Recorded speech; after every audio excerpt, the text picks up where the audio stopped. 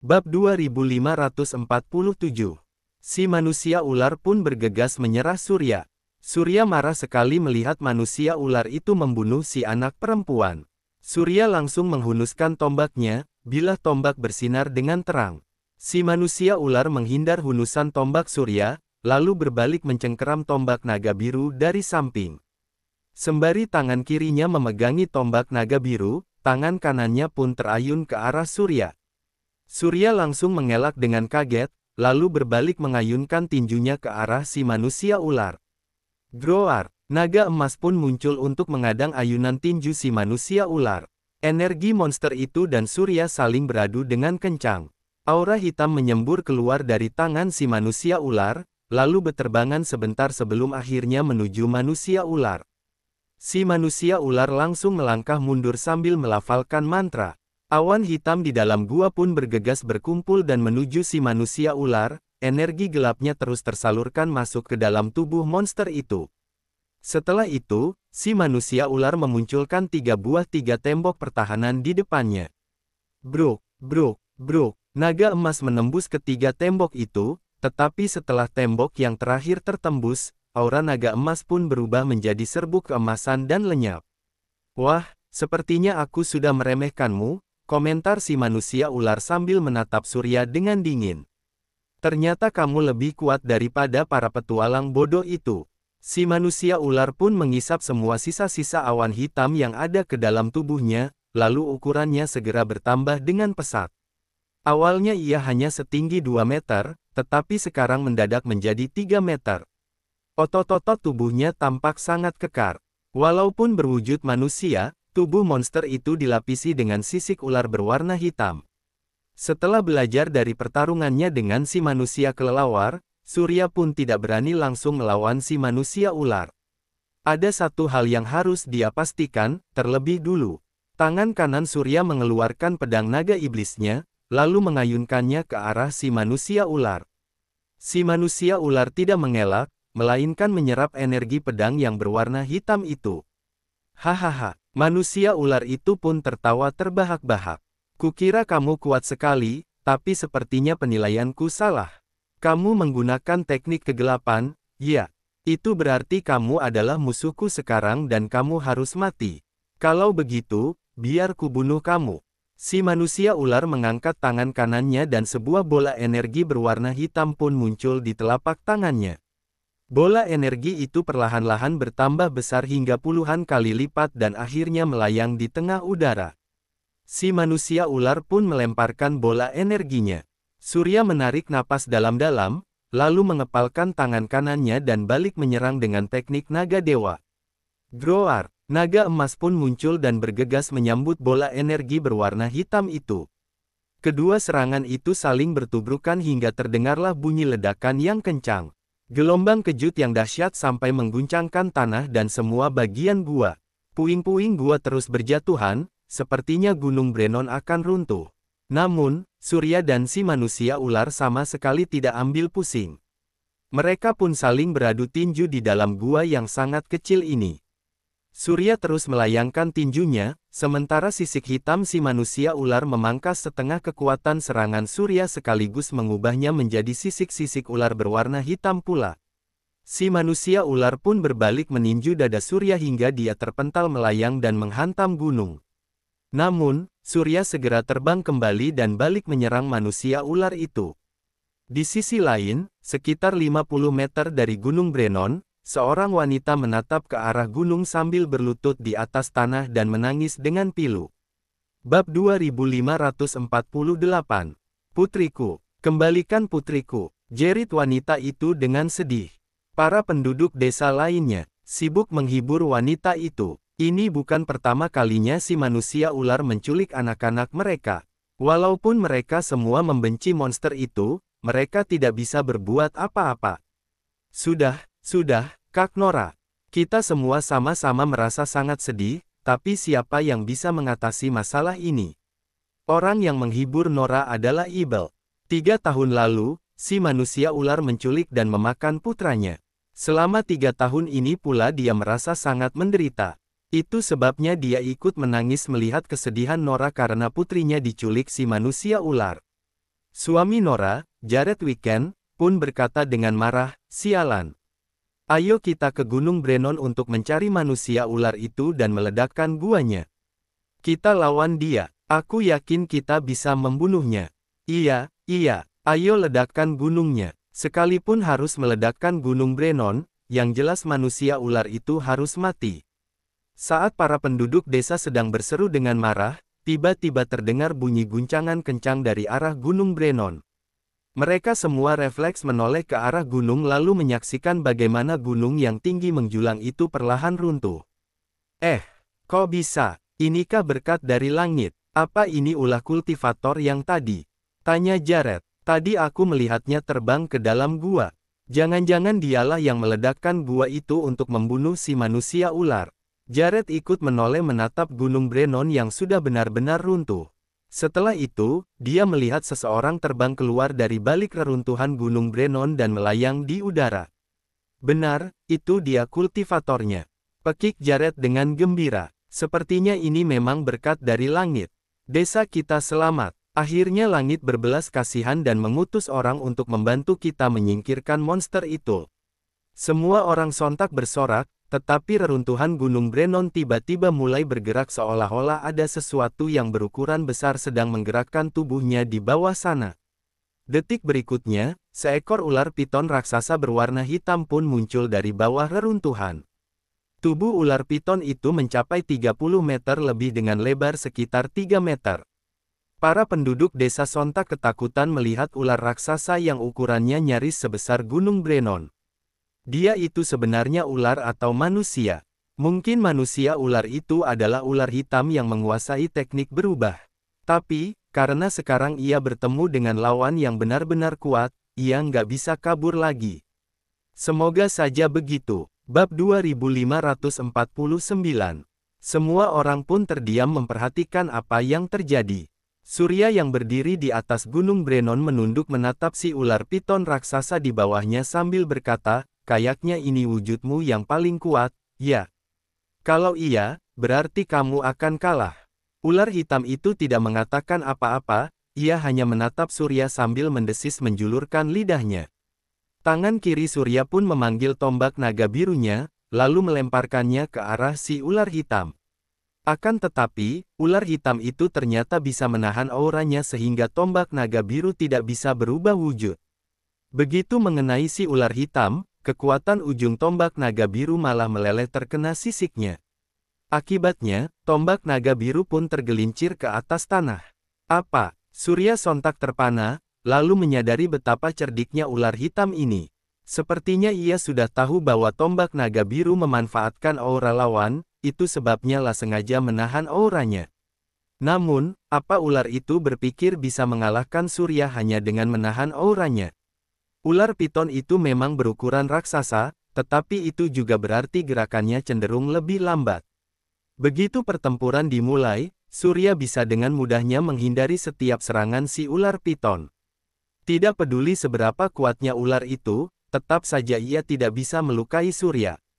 Walaupun pertempuran ini memakan waktu yang cukup lama, Surya tetap yakin dia bisa menang. Namun, tiba-tiba suara Master Alkos terngiang. Dalam benaknya, "Surya, jangan lupa bahwa musuhmu bisa saja nggak menunjukkan kekuatannya yang sebenarnya. Kamu harus ekstra hati-hati kalau lagi berhadapan dengan lawan seperti itu." Surya pun hendak meningkatkan kewaspadaannya, tetapi matanya tiba-tiba menatap langsung ke arah mata si ular piton. Seberkas cahaya pun melesat keluar dari dalam mata ular piton itu, lalu tubuh Surya mendadak tidak bisa digerakkan seolah-olah membatu. "Ini, jangan-jangan." Surya sontak membelalakkan matanya. Dia juga pernah mengalami hal yang serupa saat melawan Dewa Iblis Baroman. Apa jangan-jangan manusia ular itu mempelajari teknik yang sama dengan Dewa Iblis Baroman? Tiba-tiba, ular hitam itu berdiri tegak, lalu membuka mulutnya yang berdarah dan melahap Surya. Surya mendadak tidak bisa melihat apa-apa karena tubuhnya sudah tertelan ke dalam kerongkongan ular hitam itu. Walaupun kali ini bukan kungkungan kegelapan, tetap saja Surya masih tidak bisa bergerak. Tubuhnya meluncur turun dari kerongkongan dan disambut dengan cairan lambung si ular hitam yang kental dan korosif. Di sekelilingnya, Surya bisa melihat puing-puing dan juga potongan-potongan tulang manusia. Perisai dengan aura abu-abu yang samar pun langsung melingkupi tubuh Surya sehingga cairan lambung si ular tidak dapat menyentuh tubuh Surya. Perut si ular bergerak dengan cepat dan mensekresikan lebih banyak lendir seolah-olah ia takut tidak bisa mencerna Surya dengan sempurna. Jumlah cairan lambung itu sebenarnya sudah cukup untuk menenggelamkan Surya, tetapi tetap saja tidak bisa melukai tubuh Surya. Surya berusaha turun dari lambung ke usus si ular dengan bergerak maju mundur selama sekitar 10 menit. Dia akhirnya berhasil dan barulah setelah itu perisainya lenyap. Rasanya sekujur tubuh Surya menjadi kesemutan. Surya merasa sangat tidak nyaman, rasanya seperti ada ribuan jarum kecil yang menusuk tubuhnya sehingga mati rasa.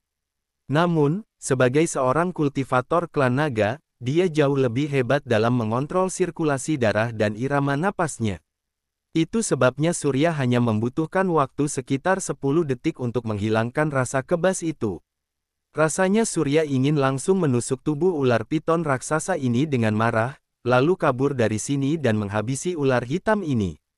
Namun, Surya tahu sekarang belum saatnya. Serangan barusan pasti adalah jurus terkuat si ular hitam. Surya masih ingin mempelajari cara kerja jurus itu dan bagaimana bisa membuat tubuh seseorang mendadak mematung. Jika Surya ingin mendapatkan jawabannya, dia tidak boleh membunuh si ular hitam terlebih dulu. Surya pun duduk bersilang sambil mengatur napasnya di dalam tubuh ular hitam itu, kekuatan pikirannya perlahan-lahan pulih kembali. Beberapa jam kemudian, Surya keluar dari tubuh ular hitam itu beserta kotorannya ke dalam kolam yang berada di kaki gunung. Air kolam itu membersihkan kotoran si ular dari tubuh Surya, lalu dia melesat ke atas dengan diiringi gelombang air. Bab 2550. Groar. Begitu melihat Surya lagi, si ular hitam pun langsung meraung dengan marah. Kamu pasti penasaran kenapa aku bisa-bisanya masih hidup, kata Surya dengan dingin. Aku juga penasaran apa nama seranganmu barusan. Surya memejamkan matanya dan mengepalkan tangannya, lalu menggunakan aura naga untuk meraba medan energi si ular hitam. Setelah mendapatkan posisi di mana warna hitamnya paling pekat, Surya pun mengayunkan tinjunya ke arah sana. Seekor naga emas mendadak muncul dan bergegas menerjang ke si ular hitam. Naga emas itu terus bertambah besar dan ukurannya akhirnya sama dengan si ular hitam. Ia melesat ke arah ular hitam itu. Begitu tubuh naga emas dan ular hitam saling bertaut, aura naga yang sangat hebat pun meledak di permukaan tubuh ular hitam itu. Duar, duar, duar. Ular hitam itu menjerit kesakitan, tubuhnya menyusut dengan cepat dan dalam sekejap berubah kembali menjadi si manusia ular. Dia berlutut di atas tanah dengan napas terengah-engah. Surya mendarat turun, lalu menatap si manusia ular sambil berkata, jurus apa yang kamu gunakan tadi? Kenapa aku mendadak nggak bisa bergerak? Sepertinya kamu punya permintaan buatku, ya. Sama seperti waktu kamu ingin menyelamatkan anak itu. Si manusia ular menatap Surya sambil tersenyum kecil. Surya pun menusuk tenggorokan manusia ular itu dengan tombak naga biru sambil berkata, kamu nggak punya pilihan lain sekarang. Kalau kamu nggak mau mati, jawab aku. Manusia ular itu menelan ludahnya dengan gugup, lalu balik bertanya, apa kamu akan mengampuniku kalau sudah kuberitahu? Iya, kamu seriusan. Kamu pikir aku sama sepertimu. Jadi, kamu pasti akan memaafkanku dan nggak akan membunuhku, kan? Iya, Surya tahu manusia ular itu hanya sedang berpura-pura memohon belas kasihannya. Namun, demi mengetahui jurus yang manusia ular itu gunakan, Surya mau tidak mau harus ikut berakting. Oke, sekarang, simpan senjatamu dan ikuti aku. Oke, Surya menyimpan tombak naga birunya dan berjalan mengikuti si manusia ular yang terluka parah ke desa Morin. Begitu melihat Surya datang bersama si manusia ular, para penduduk desa sontak tertegun. Untuk apa kamu membawaku ke sini? Tanya Surya sambil mengernyit. Manusia ular itu berdiri membelakangi Surya, lalu berkata sambil tersenyum dengan keji, kamu bilang pasti akan memaafkanku, kan? Firasat Surya mendadak menjadi buruk. Si manusia ular pun melanjutkan, kalau begitu, aku akan membunuh semua penduduk desa Morin, termasuk kamu. Setelah itu, si manusia ular kembali berubah wujud menjadi ular hitam berukuran raksasa. Para penduduk desa Morin langsung lari tunggang langgang. Ular hitam itu terus menyerang rumah dan para penduduk desa. Tidak lama kemudian, desa Morin benar-benar hancur. Bab 2551. Ular hitam itu berbalik memandang Surya, dengan ekor yang melesat ke arah Surya. Surya melompat tinggi untuk menghindari serangan tersebut. Saat melihat sekelilingnya yang telah berubah menjadi reruntuhan, dengan mayat berserakan di tanah, Surya menjadi sangat terkejut. Dalam hati dia bergumam, makhluk ini ternyata bisa mendeteksi perubahan energi dalam tubuhku. Tadi, untuk mengalahkan ular hitam, Surya sudah menggunakan 90% kekuatan pikirannya untuk menggunakan teknik naga dewa, hingga hampir menguras energi di tubuhnya. Jika bukan karena masih ada 10% kekuatan pikiran yang tersisa, saat ini Surya pasti sudah jatuh pingsan. Ular hitam itu tadi sudah terpojok oleh dirinya, tapi sekarang ia malah dengan berani melawan balik. Pasti ia sudah mendeteksi perubahan energi dalam tubuh Surya. Jika tidak, dia tidak akan berani melakukan hal ini dalam kondisi energinya yang hampir habis. Setelah tertegun selama sesaat, Surya menelan sebutir pil penyembuh petir tanpa ragu. Energinya kembali pulih dengan cepat. Surya mengangkat tombak naga biru lagi, lalu menusukkannya ke arah manusia ular di bawah. Kali ini, karena energinya sudah hampir habis, ular hitam itu tidak lagi mampu melawan. Tombak naga biru menusuk sisik ular itu dalam sekejap, langsung menembus tubuhnya. Bayangan naga biru berubah menjadi nyata. Suara ledakan keras terdengar dari dalam tubuh ular hitam. Segera, bayangan ular hitam pun lenyap, membuat wujud asli manusia ular terlihat.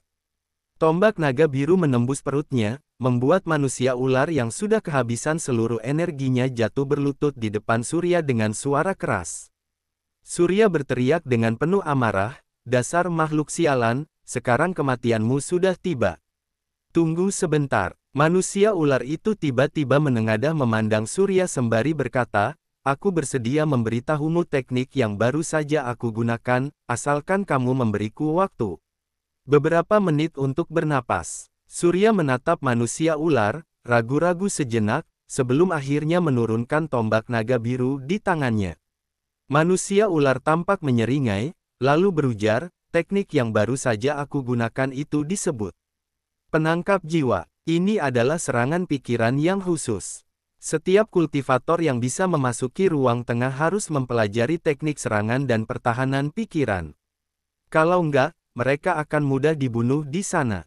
Penangkap jiwa, teknik serangan dan pertahanan pikiran, Surya sudah pernah mendengarnya sebelumnya. Namun, karena kultivator dari ruang bawah jarang ada yang mempelajari teknik serangan dan pertahanan pikiran, Surya tidak begitu memahaminya.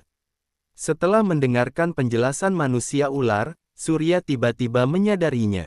Benar, ini adalah penangkap jiwa. Hehehe, manusia ular itu tiba-tiba mendongak sambil tertawa terbahak-bahak. Surya mengernyitkan kening, lalu bertanya, "Apa yang sedang kamu tertawakan?" "Tentu saja aku menertawakanmu." Manusia ular berkata, "Para kultivator klan naga itu semuanya munafik. Setiap kultivator klan naga yang datang ke sini selalu mengaku kalau mereka bertindak demi keadilan dunia ini. Tapi apa yang mereka pikirkan sebenarnya nggak begitu. Karena barusan, aku sudah membunuh semua orang di desa Morin. Saat menghadapi iblis sepertiku, seharusnya kamu langsung membunuhku. Tapi kamu justru menyelamatkan nyawaku demi mendapatkan teknik bela diri. Bukankah ini adalah hal yang lucu? Hahaha, kalian para kultivator klan naga hanyalah orang yang munafik. Kebaikan hanyalah topeng yang kalian gunakan untuk menipu orang lain. Pada kenyataannya, hati kalian jauh lebih jahat daripada kami." Hahaha, suara tawa liar manusia ular itu begitu menusuk telinga. Surya tidak lagi mengatakan apa-apa. Dia mengangkat tombak naga biru, lalu dengan satu gerakan cepat menusuk dada manusia ular, membunuhnya dalam sekejap. Surya mengangkat kepala untuk menatap desa Morin yang kini telah rata dengan tanah. Para penduduk desa yang tak bersalah kini semuanya telah mati, darah mengalir deras bagai sungai. Semua ini terjadi karena dirinya. Jika saja tadi dia tidak tergoda, lalu langsung membunuh manusia ular di kaki Gunung Brenon, para penduduk desa Morin tidak akan mati. Satu pikiran jahat telah menghancurkan satu desa. Apakah yang dikatakan manusia ular memang benar? Apakah hatinya 100 kali lipat lebih jahat daripada mereka? Surya mengambil napas dalam-dalam, hatinya menjadi sangat berat. Dia berbalik, meninggalkan desa Morin. Sambil berjalan, Surya merenungkan semua kejadian yang sudah terjadi belakangan ini. Dia baru berada di ruang tanpa malam selama kurang dari setengah bulan, tapi dia sudah menyebabkan kematian ratusan orang. Apakah semua ini karena dirinya? Jika dia tidak pernah muncul di ruang tanpa malam, apakah rakyat yang tak bersalah itu tidak akan mati? Meskipun dia telah membunuh 2 iblis malam, Surya tidak merasa bahagia sedikit pun. Sebaliknya, dia justru merasa bersalah. Untuk menjawab keraguan di hatinya, Surya kembali ke Tetua Tanpa Malam untuk meminta nasihat. Tetua Tanpa Malam, bolehkah aku bertanya? Apa perbedaan antara ruang tanpa malam dan ruang di bumi? Apakah ada perbedaan antara orang-orang di sini dan penghuni di bumi? Bab 2552. Tetua Tanpa Malam duduk bersila di atas batu dengan rambut putihnya yang tergerai. Dia memandang Surya dengan matanya yang jernih dan cerah. Sambil membelai janggutnya, dia membalas, pertanyaanmu memang bagus. Aku bisa memberitahumu kalau nggak ada perbedaan antara ruang tanpa malam dan ruang di bumi. Penduduk di sini sama dengan penduduk yang ada di bumi.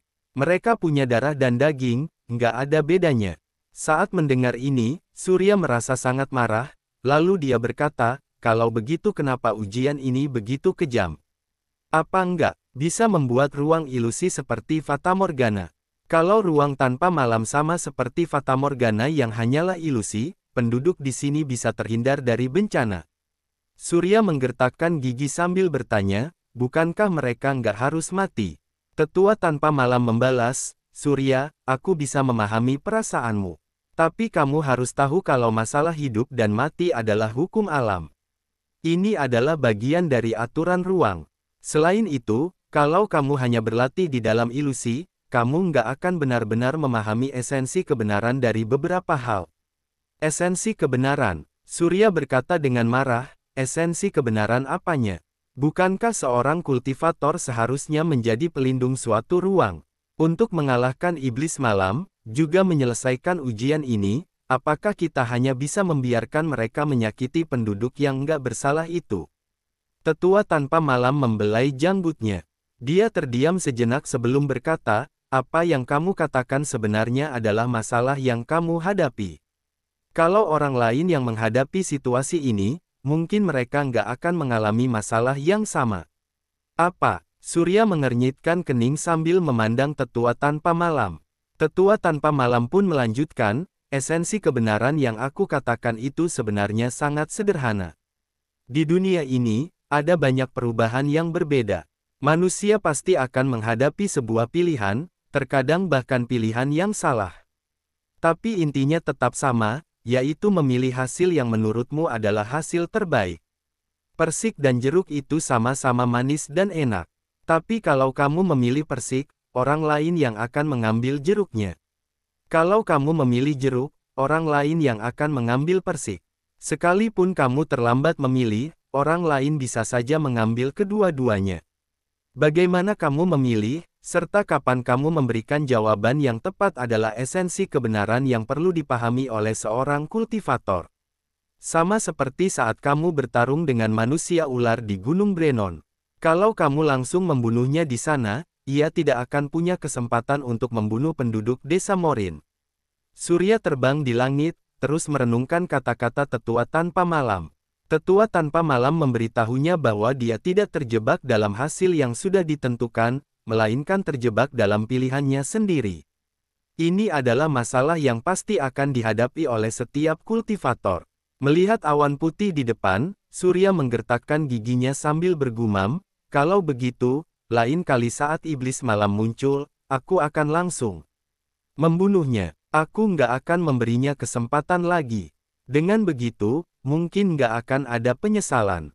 Surya terbang ke tepi laut, berdiri di atas dermaga, lalu memandang ke arah laut yang jauh. Para nelayan sedang melemparkan jaring untuk menangkap ikan. Tiba-tiba, di langit yang jauh muncul awan hitam yang dengan cepat bergerak menutupi garis pantai. Ketika para nelayan melihat awan hitam itu, mereka sangat ketakutan. Mereka langsung memutar perahu mereka, bergegas menuju ke tepi pantai. Cepat lari, iblis malam datang. Iblis malam akan memakan orang, cepat lari. Dalam waktu setengah jam, laut yang sebelumnya ramai dengan puluhan kapal nelayan kini menjadi sepi. Semua kapal nelayan sudah kembali ke pantai. Para nelayan meninggalkan hasil tangkapan mereka di kapal, lalu berlari menuju desa yang berada tak jauh dari sana. Orang-orang berlarian melewati Surya yang hanya berdiri diam di sana sambil menghadapi angin laut. Dia tidak tampak bergerak sedikit pun. Tiba-tiba, seorang pria berhenti, menoleh ke arah Surya, lalu berkata dengan panik, "Anak muda, kenapa kamu belum pergi juga? Iblis malam akan segera tiba. Iblis malam ingin memakan orang, ayo cepat pergi." Surya menoleh, tersenyum simpul pada pria itu, lalu berkata, "Paman, kamu nggak perlu khawatir. Kamu bisa kembali." Bab 2553. Kelihatannya, kamu orang asing di sini. Kamu pasti datang dari luar, ya? Anak muda, kamu benar-benar nggak tahu apa itu bahaya. Ayo ikut denganku. Setelah iblis malam pergi, aku akan membawamu kemanapun kamu mau. Sekarang, ikutlah ke rumahku untuk berlindung.